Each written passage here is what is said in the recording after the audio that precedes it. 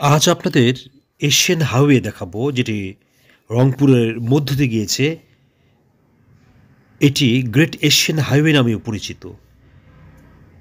এটি এশিয়ার দেশগুলির মধ্যে একটি সহযোগিতামূলক প্রকল্প এবং এশিয়া ও প্যাসিফিকের জন্য জাতিসংঘের অর্থনৈতিক ও সামাজিক কমিশন হাইওয়ে সিস্টেমের মাধ্যমে তাদের সংযোগ উন্নত করার জন্য অর্থায়ন করে। G77 গোল স্ট্যান্ডার্ড এটি এশিয়ান ল্যান্ড ট্রান্সপোর্ট এবং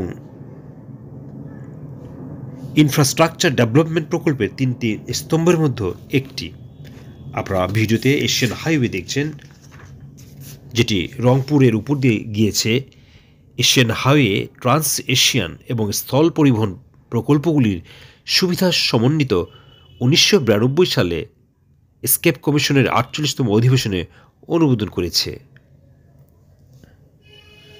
মহাসড়কটি মহাদেশ অতিক্রম করতে এবং ইউরোপে পৌঁছানোর অনুমতি দেওয়ার জন্য 32টি দেশ চুক্তি স্বাক্ষর করেছে। হাইওয়ে প্রকল্পে অংশ নেওয়া কয়েকটি দেশ হল ভারত, শ্রীলঙ্কা, পাকিস্তান, চীন, ইরান, জাপান, দক্ষিণ কোরিয়া, নেপাল এবং বাংলাদেশ।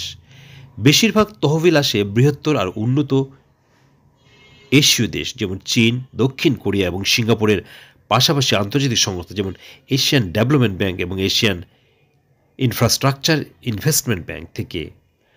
প্রকল্পটির লক্ষ্য হল মহাদেশের বিদ্যমান মহাসড়কগুলির সর্বাধিক ব্যবহার করা, যাতে নতুনগুলির নির্মাণ এড়াতে হয়।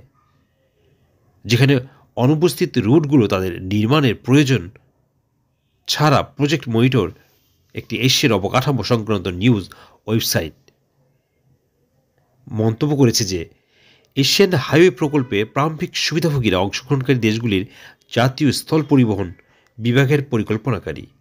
এটি তাদের সবচেয়ে সাশ্রয়ী এবং দক্ষ রুট পরিকল্পনা করতে সহায়তা করে। উপকূলীয় অঞ্চলগুলি যা প্রায়শই নগণ্য অভ্যন্তরীণ এবং আন্তর্জাতিক বাণিজ্যের প্রচার করে। 2000-এর দশকের মাঝামাঝি সময় কিছু পরিবহন বিশেষজ্ঞ দক্ষিণ ও দক্ষিণ পূর্ব এশিয়ার অর্থনৈতিক ও রাজনৈতিক আবহাওয়ার কারণে প্রকল্পটির কার্যকারিতা নিয়ে সন্দিহান ছিলেন। প্রকল্পটি 1959 সালে এই অঞ্চলে আন্তর্জাতিক সড়ক পরিবহনের উন্নয়নের লক্ষ্য জাতিসংঘ কর্তৃক সূচনা করা হয়েছিল। প্রকল্পের প্রথম পর্যায়ে 1960 থেকে 1970 যথেষ্ট অগ্রগতি সাধিত হয়েছে, তবে 1975 সালে আর্থিক সহায়তা স্থগিত করা হলে অগ্রগতি ধীর হয়ে যায়।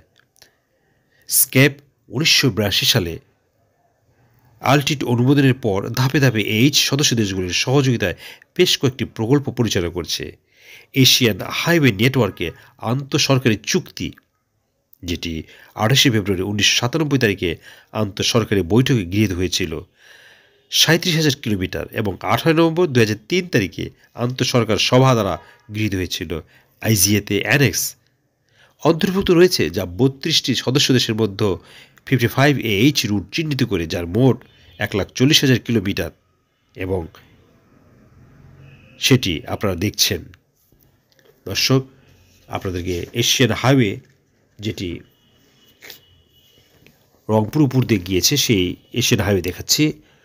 উন্নত হাইওয়ে নেটওয়ার্ক এশিয়ান দেশগুলির মধ্যে বৃহত্তর বাণিজ্য ও সামাজিক মিথস্ক্রিয়া প্রদান করবে, যার মধ্যে ব্যক্তিগত যোগাযোগ প্রকল্পের মূলধন, পরিবহন পয়েন্টের সাথে প্রধান কন্টেইনার টার্মিনালের সংযোগ এবং নতুন সড়কপথের মাধ্যমে পর্যটনের প্রচার সহ অবকাঠামো পরামর্শদাতা। এবং ওম প্রকাশ উল্লেখ করেছেন যে এশিয়ান দেশগুলিকে এক মুকুটের নিচে একত্রিত করার জন্য স্কেপের একটি